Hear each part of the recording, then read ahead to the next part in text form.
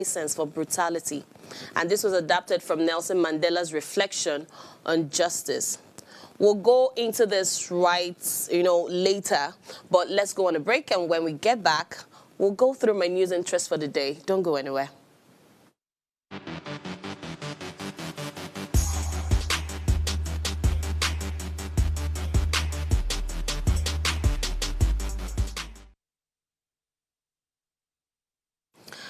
All right, welcome back. You're still watching Ways.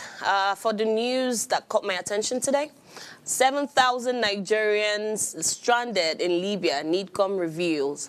The chairman of the Nigerian Diaspora Commission, Abike Dabiri-Erewa, has revealed that approximately 7,000 Nigerian migrants are currently stranded in Libya. Dabiri stated this on Tuesday night during the official launch of the International Organization of Migration Strategic Plan for Nigeria held in Abuja. She said, as we speak, 7,000 Nigerians are stranded in Libya. In 2025, people still travel through the desert to die. Meanwhile, the IOM Nigeria has ranked Nigeria among the highest in the rate of irregular migration, saying that 70,000 irregular migrants have been returned to the country since it started operation in Nigeria in 2001. The Deputy DG Operations at IOM, Ugochi Florence Daniels, reveals this when she paid a courtesy visit to the Minister of State for Foreign Affairs, Bianca Odumegwu Ojukwu, at her office in Abuja. However, a statement signed by the Special Assistant on Communication and New Media, Office of the Minister of State for Foreign Affairs, Magnus Eze, quoted Daniels as saying that about 27,000 of them had been reintegrated into the society through the Assisted Voluntary Return and Reintegration Program, AVRR, within the period. She gave the assurance that the organization will be dedicated to promoting humane and orderly migration for all migrants, as well as accelerating the transformative initiation to reach the SDGs, including the African Union's agenda in 2063.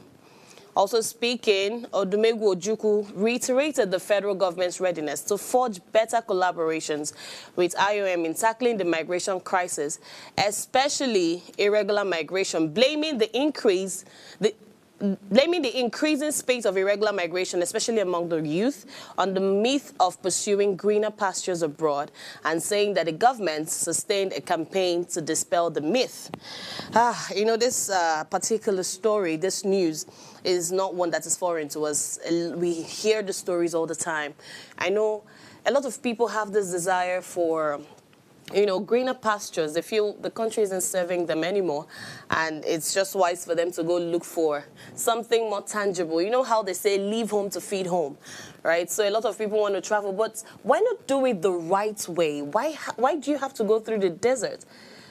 I mean, do people not consider the cost of these things before they embark on such journeys? I know desperate times, they say, calls for desperate measures, and some people can really not afford what it takes to migrate, legally. But nothing is worth your life in this case, right? I think with this kind of rate, this record we have, people should have a rethink before they embark on these kind of journeys. Moving on, Oyetola FG to earn $200 billion revenue from Lekki Port. The Minister of Blue and Marine Economy, Mr. Adeboyega Oyetola, has announced that the Lekki Port is projected to generate $200 billion in revenue for the government over its 45-year concession period. Oyetola made this declaration in Lagos during a breakfast meeting organized by the Nigerian Chamber of Shipping in collaboration with the Lekki Port, explaining that since the port commenced commercial operations, the challenge associated with port congestion has been easing both in Lagos and other ports, while simultaneously enhancing Nigeria's competitiveness as a logistic hub. I think this is such a great step in the right direction for us. And I hope we take care of whatever bottlenecks that this innovation would face in future. I hope we don't jeopardize this good thing that Nigeria has. Because according to him, he said with the road infrastructure provided by the FG in collaboration with Lagos State and other private partners, cargoes now move faster, investor confidence is restored, and trades flow without unnecessary delay. I must commend. I think this is such a great initiative, and kudos to the government on this one. Now, finally, on the news that caught my attention today, 13.5 million social media accounts taken down as Nigerian compliance code takes effect.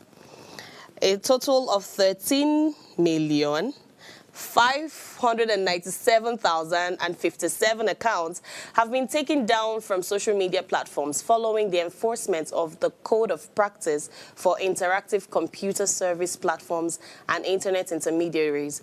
This comes as the federal government commended efforts of social media platforms including Google, Microsoft, and TikTok for bringing some sanity to the online space, continued compliance with the code, and submission of the 2024 compliance report. Still, the government also called for more diligence on the part of the social media platforms to read the space of all unwanted posts. The compliance reports provided valuable insights into the platform's effort to address user safety concerns in line with the Code of Practice and the platform's community guidelines. According to the agency, the submission of these reports marked a significant step towards fostering a safer and responsible digital environment for Nigerian users. It also demonstrates the platform's commitment to ensuring a secure and trustworthy online environment for all. I also think this is a great step in the right direction because the things that go on the social media space. I think a couple of weeks ago, we heard a story of a popular lady on social media. She's a dancer. I think her name was Chinelo. So this lady had a health condition, so her stomach was protruded. And you need to see or see people's comments, bashing her whenever she makes content about her stomach and all of that.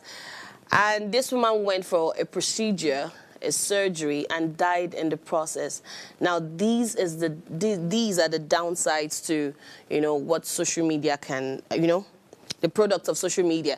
So I think having to curb this thing, putting in all these measures to put people in check. Yes, I like that they pull down some accounts because we need sanity in that space. A lot of people don't go online because there's a lot of pressure. Right? So, yes, this is a good step in the right direction. And that's all that caught my attention today on the news. We'll go on a short break. And when I get back, we'll dive right into the topic for tonight. Stay with me.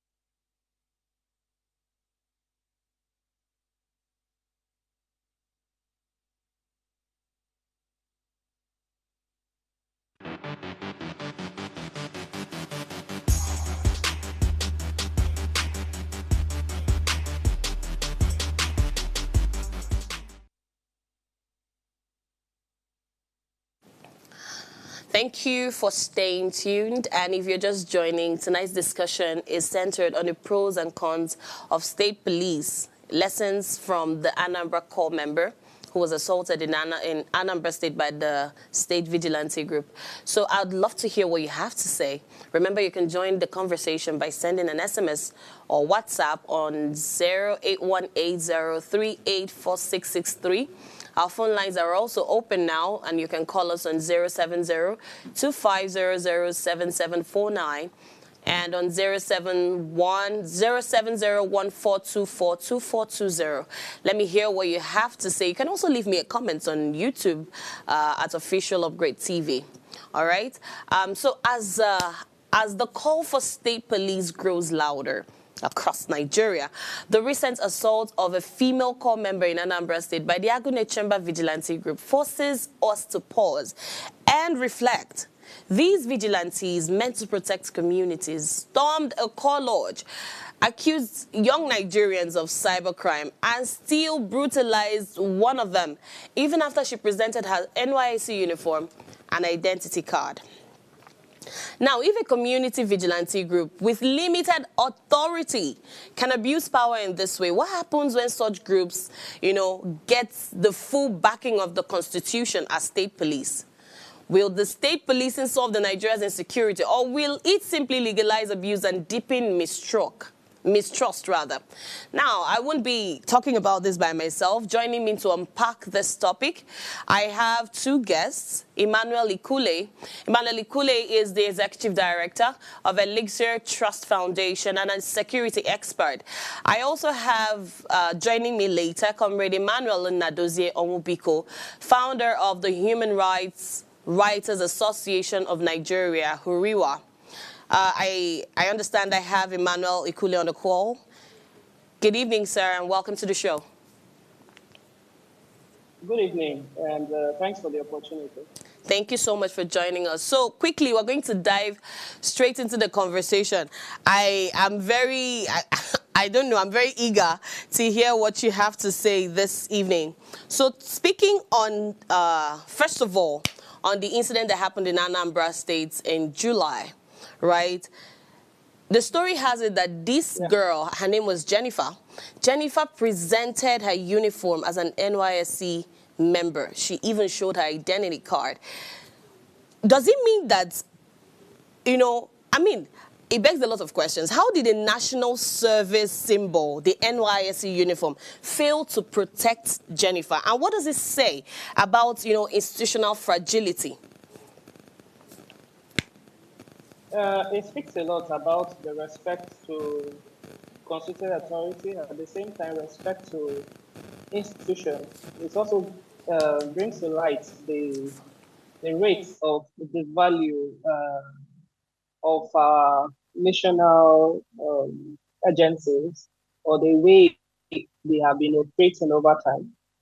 I remember some time ago, some years back, where if at any time a corps member was abused, within the next few minutes, you see military coming in trucks to protect them. But unfortunately, that is gradually fading away. But it also brings to light the ignorance of our security agencies, be it at the local level and also the police, our policing agencies as a whole. Over time, even policing agencies like the military, like the police, that have been trained over years, having training colleges, and afterwards having even training institutes to actually offer refresher courses. Over time, you still see them committing the same crimes. And though, despite being a creation of the law, you still see them going against the law. In Nigeria, we have the Violence Against Persons Prohibition Act of 2015 that is still in operation. We still have Anti-Torture Act of 2017 still in operation, amongst other laws we have. Even the Constitution, Section 34, talks about dignity of persons and among others. Because no law permits anybody to actually torture people. If you find somebody committing crime, even as a civilian or not as even a uniform personnel, you ought to even arrest the person or hand the person over to the police. The police is, even at the level of the police, they are not the judge. They're only supposed to take such persons to the court and let the law decide whether such a person is guilty. Not that they becomes the arresting agency and still become deciding the fate of such persons. It's not done anywhere. And we are hoping that the persons or the culprits that have been arrested can be brought to book.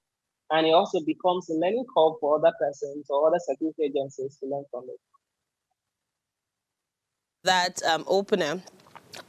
So the news we have recently says Soludo, the governor of Anambra State, was on a show yesterday, and he said that the culprits have been arrested and the victim has been offered restitution. But then again, here's the question. It's not about arresting these people for me, right? Is it an act of a real reform, or is this just, you know, a cosmetic action just to cushion whatever it is that happened? Are we supposed to look forward to more reforms coming? I'm going to come to state police, right? But now, for this particular events that happened, these sad events, right? They've sacked the people. Do you think that's enough justice for the girl? It's not enough justice because crimes that have been committed against her Right. cannot be undone. That is the first one. Because for you to get somebody, an adult, in public and the video is out there in the public space, the trauma the young lady is going through cannot uh, be restored with even the restitution. How much has been even given to her. And such these public events or happenings like this should also be attended to. Let the amount be public, not just feeding amounts. Because over time, what we have seen, most times, even when courts even pronounce judgment, um, making the police to pay certain amounts to some persons, over time, you don't see the police or police agencies honoring that. It has happened for a long period of time. And it shouldn't just be dismissing this person. After you have dismissed them, you take them to court, charge them to court. So that the court will decide also the punishment due to them. That is the standard. For the police officers, similar thing. They dismiss them, still they still take them to court to answer to their crimes. If there's no accountability, especially by law enforcement officers, then what are they actually protecting? Because the mandate of every law enforcement agency out there is protection of lives and property, not abusing human rights or in carrying out your mandate or responsibility to go further in abusing human rights. No agency is given such rights to do anything of that nature. So that particular young lady also, or the people affected, they need psychosocial support over a period of time for them to overcome such trauma that they have been into. Such a lady, take her time to even come out. Yeah. And then you need to also settle such persons.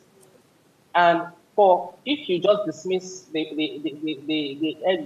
officers, they can simply get a job next door and Exactly. Yes. life, and still continue with those bad attitudes. What we are trying to avoid, so that they go through correctional centers and learn, so that subsequently, even if they are given such opportunities, they know they cannot go back to same crimes, and their colleagues also in the field also learn from it. That these reforms or policy reforms we have been talking for years, it's time for the government to actually pay critical attention to it and not just lip service that have been happening over time. And if for each security outfit out there, there should be a reviewed curriculum for all the security agencies, and not just hidden documents. It should be in the public domain that people know the quality of training they are receiving vis-a-vis the quality of service they are offering. Because if you look at such conduct, you know these persons were poorly trained. Because if they're trained and they are professionals, they should behave like professionals. But that they didn't reflect that in their behavior. So there's a lot to be done there. Okay, Mr. Ikule, you know, this kind of event raises the question of, you know, the pros and cons of state policing. And, you know, a lot of people have been clamoring for state policing, saying it gives them a level of protection, that the immediate protection now, you know, given the rise of insurgency in different parts of the nation, right? A lot of people believe that state policing is going to help them be able to tackle these insurgencies, right? But now with this kind of events, look at just a vigilante group. I'm so sorry. Look at the level of power they are deciding to wield on an NYSC. Do they even know the law? Anyway, so here's my question. How do we juxtapose this alongside states calling for state policing? I know Nigeria hasn't, legalized it. It's still a call a lot of people are pushing. It's still something being reviewed. But how do we juxtapose this event and those calls for state policing? Yeah, so in life, everything has an advantage and disadvantage. Okay. So for a system of federalism that we claim to be practicing, I'm sorry to cut you, Mr. having a state Ikule. police actually, I'm so sorry to cut you, but do you agree with state policing? Do you want state policing? I would say partially yes, Okay. if you are looking for a direct yes or no answer. But I would say that we are not really ripe for state policing, although the system we practice calls for it, and it aligns to federal principles of separation of powers and all that. But you'll be looking whether we actually prepare the level of preparedness for state police. That's the issue. But there are advantages for having state police, right? You look at the local knowledge. Most times, you post persons or policing officers to certain locations. They have no knowledge of the tribe. They have no knowledge of the terrain, and you're sending them to such a location. And that also brings a question of trust between policing agencies and the community because these persons are alien to them. So, but if you are getting state police, those persons will be from the people, right? Okay. So those persons already are familiar with the tribe. They are from the people, so the society will already know them as members of that particular society. They can easily also be called to account because they have family members, they have relatives, they have chiefs. That we are a traditional society, so I know we pay attention and respect local leadership and all that. So they can be like greater accountability. They can be also some form of oversight, be it from the institutions within. It can be the Police Service Commission at the level of the national. It can be at the level of states, the State Police Service Commission, or the House of Assembly as it's being proposed. But at the same time, from the committee also, there will be some form of oversight, and there will be more room for engagement. But on the flip side, you are also looking at abuse of abuse of political power by maybe the leadership. For me, it's in the form of the governor. If you look at the time of COVID-19, 2019, 2020, during the COVID period, a lot of governors actually use the police for political reasons, where they went, destroyed some buildings in some states, even at the level of abusing people. A lot of persons were tortured. We did some form of documentation there. And just within that period, we have about 100 persons that were being abused. And this was just people trying to showcase that, yes, we're in charge. Not that they were actually following the law. Yes, the law say limit movement. But the same people and limits engagement of people being gathered so much in a particular location. But the same persons will arrest hundreds of persons into one vehicle. Yeah. So it's like you are doing what you are telling people not to do, and you are supposed to be like the face of the government, or should I be, as a creation of the law, reflect the law in your intervention. But that was not the case during that time. So a lot of persons are scared that these persons, the governors can misuse such powers. They can also risk of, there are certain states now, if you look at the happenings, you look at Lagos, you look at other locations, there are cases of biases against certain tribes. Yeah. These I are was issues going to that come to sometimes, that. I was going to come to that. you mean, So I wanted to ask, based on these biases you just spoke about, what safeguards can we put in place, to prevent state policing from, exacerbating ethnic or regional tensions? How do we for prevent me, that? there are Yes. okay, so for me, I'm looking, there are levels to it. The first thing is sincerity of people. Okay. Unfortunately, most times laws are made in Nigeria not for the good of the common man. They are only meant to please and keep certain persons in perpetuity in power, not for our own good, actually for certain persons to control power and use it at how they benefit.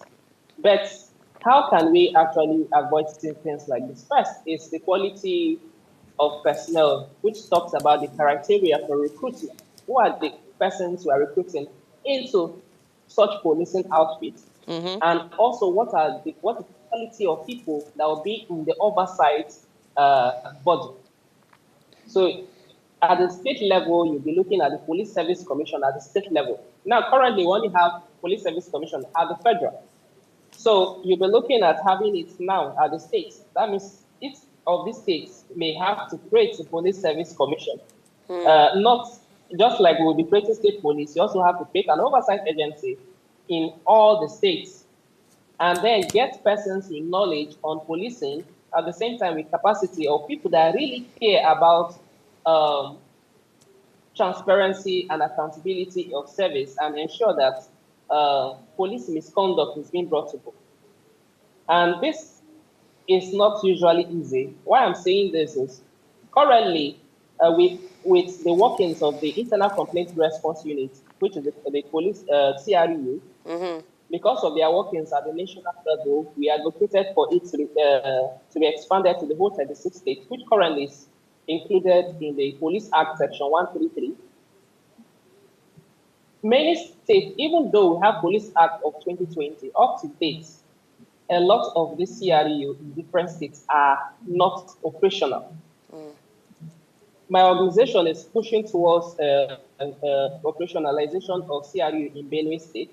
Okay. And we had trainings for them the last year, and this year we're also working towards an engagement in a few weeks' time, bringing the CRU and the community for them to engage, and then for people that have cases of abuses to report and see how the CRU can, follow through and ensure to do investigation and see how the culprits, if their colleagues are actually at fault, see how punishment can actually be given to such persons. But just like I said, it requires political will. That also brings the quality of persons we, as citizens, are even pushing out there to represent us. And sometimes we feel that because certain persons are given the opportunity to lead us, then automatically they become knowledgeable about certain things, which gives us the right. There's a particular saying that the rights and obligation of a saint of a sinner does not automatically change the person to a saint. So making somebody a governor does not automatically give such persons knowledge about all sectors. Yeah. So it means ourselves need to learn what will work for our states. If we are looking at trying to address local problems with local solutions, then we need to also start within ourselves what is the needs of our state around policing. Have a state strategic plan that what works for us, not just copying things like we copy laws or bills from different countries and then just bringing of trying to make it align to what works for us. We just copy and just paste here. All right. So if that can be done, yes. I believe we will get the good result. Okay, Mr. Ikule, we're going to have to go on a short break, and when we come back, we'll share more insights. Don't go anywhere.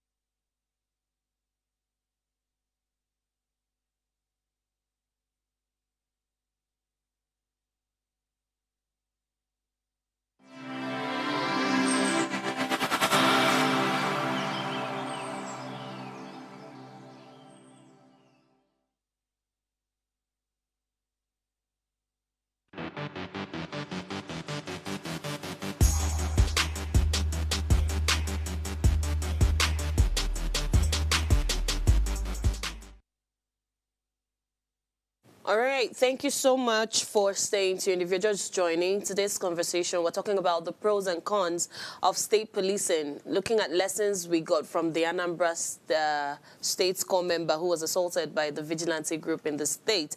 And I was speaking to Mr. Emmanuel Ikule, a security expert. Now, Mr. Ikule, yes, back to what you were saying, because I wanted to ask a follow-up question before the break. You spoke on, having to have the criteria. There has to be a laid-down criteria for recruiting these people.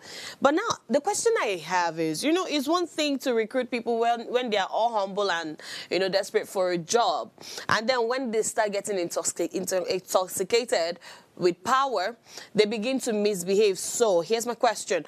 What measures would ensure that state police accountability, is kept? What measures are we supposed to put in place to hold these people accountable and to prevent this abuse of power that we are beginning to see more frequently these days? Okay, so the first thing, just like I said earlier, they have to be a laid down criteria. It shouldn't be hidden as it's been done before. Let there be clear-cut criteria for recruitment. That's the first one of people. Then the training curriculum for these persons that will be recruited also should be clearly spelled out, and for people to make input on it to align so the security situation of such a state.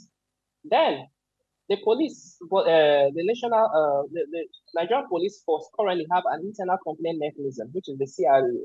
The CRU should also be operational with money, or should I say with funds for operation or for investigation, which is something that part of what has been limiting their intervention. Then the agency, which is the Police Service Commission, also should also be recruited based on people with policing experience that will ensure oversight.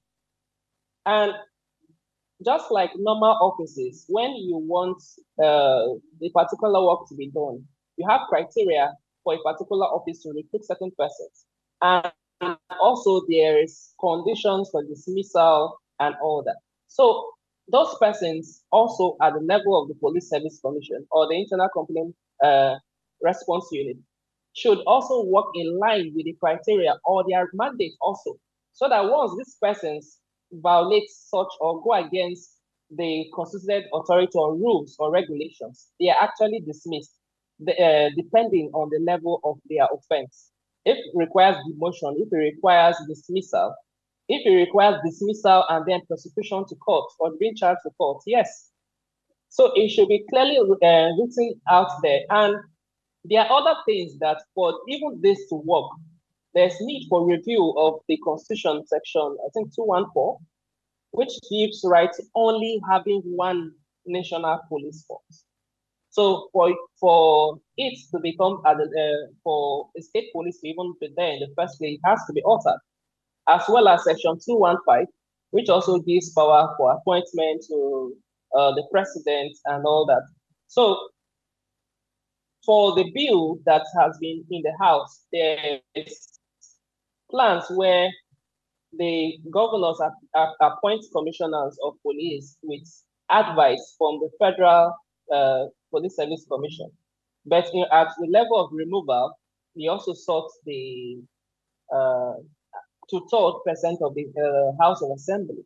So there are certain things being put in place to ensure that even at the level where if the governors want to misuse or abuse the powers of security or policing agencies, they can just push such matters to the Police Service Commission, and that prevents them from obeying such orders. And even the Police Act currently, as we have, also protects police officers acting in good faith, where they refuse to obey instructions that are contrary to the law. So if this can be put in place, then it also helps we having quality persons and having quality persons to provide oversight. I think that to a large extent we do a lot. And before I also forget, there's also need for that budgetary allocation, because that is also one of the reasons why some persons are also skeptical of the capacity of states to actually be able to fund policing activities or pay salaries. As it is currently, there may be less or about just 10 states that may have that capacity directly to fund such operations. Big states like maybe Abuja, Lagos, Port Harcourt, Kano, but other states may not have such funds to pay. But everything requires planning. If they don't try it, we may not know whether we really have that capacity or not. And it's also an opportunity for states now to start using funds given to them for investment instead of wastage on unnecessary expenditure for decoration, as it's been done in some states, or siphoning funds. It's also an opportunity to also pass laws that will also ensure that funds are channeled to the right resources or the right use. If not, such governors at the expiration of their term, they're actually also giving things like life imprisonment and other offenses that limits people from embezzling funds. Because that is part of the reason why some states are so poor and so indebted that they cannot be able to fulfill their obligations to their citizens. Go on. We have some comments on YouTube. This is from Ozioma Ugwezi. She said, the matter of state police is a tricky one. It is very much needed, especially in Nigerians' current climate. But as some say, when the purpose of a thing is not known, abuse is inevitable. I totally agree. She also said, before state police can be established in Nigeria, there must be a massive overhaul of our policing system, as it is in no small terms in complete disarray. Thank you so much for that comment, Ozioma. Then back to you, Mr. Ikule.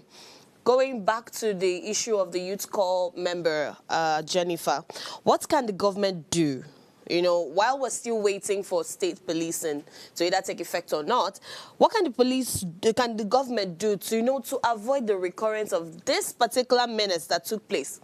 And we've had, it's like a reoccurring situation now in Nigeria, the issue of abuse. I mean, look at Comfort in Manson that we had just a few weeks ago, right? So what can we do really to ensure that this is not reoccurring in Nigeria?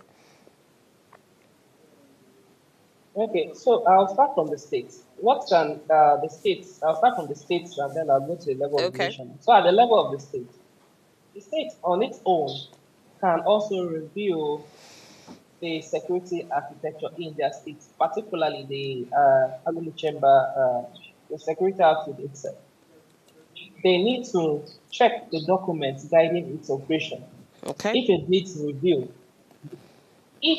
I believe that most security documents have, most security agencies have internally complaint mechanism or an oversight agency that actually also governs the operation. Amotekun has done commission, that also governs their operation. So if security outfits like this, like theirs, if they don't have that in their documents, then it's an opportunity to review such documents. If they don't have clear-cut punishment for cases of abuses like that, it's also an opportunity to review the document. If they don't have oversight agencies, it's necessary for them to include such a department that will ensure its oversight. Then at the level of the states, over time, we have advocated that the Police Service Commission is a civilian oversight agency, but it has happened that a retired IG to head such an important agency. Even though at the point of retirement, you cannot erase 35 years of service of policing from such persons. They will still act or behave, and it's still more like their colleagues in service. So sometimes you look at them not really wanting to dismiss their fellow or their former colleagues or try to punish them, even though you see these crimes, even the crimes will be online everywhere, but they claim of being ignorance. So first, it's appointment. The overall head office of accountability should actually reflect people so that yes, now we need persons that want to actually do the cleansing, that somebody that will call for accountability. We also be looking at the level of the National Human Rights Commission.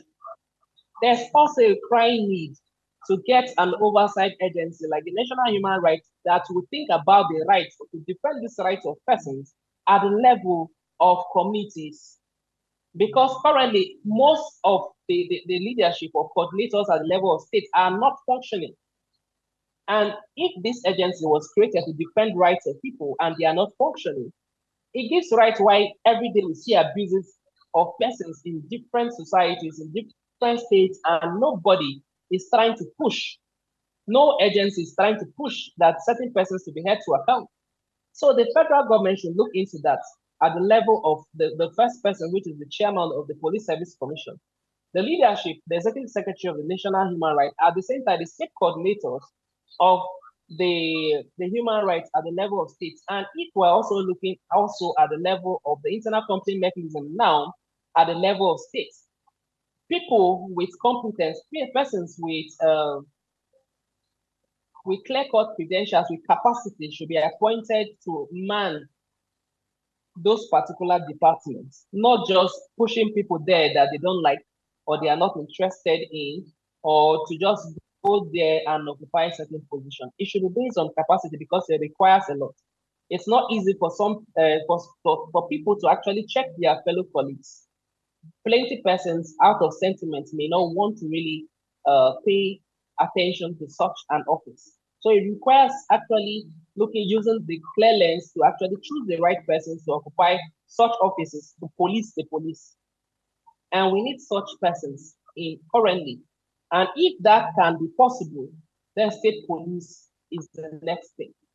But if at the level currently we cannot punch the system or actually erect a system that demands accountability or ensures transparency and ensure that certain persons that have committed or abused rights or have become predators instead of protectors are actually being brought to book, then state police will still be like we are splitting one problem into 36 states.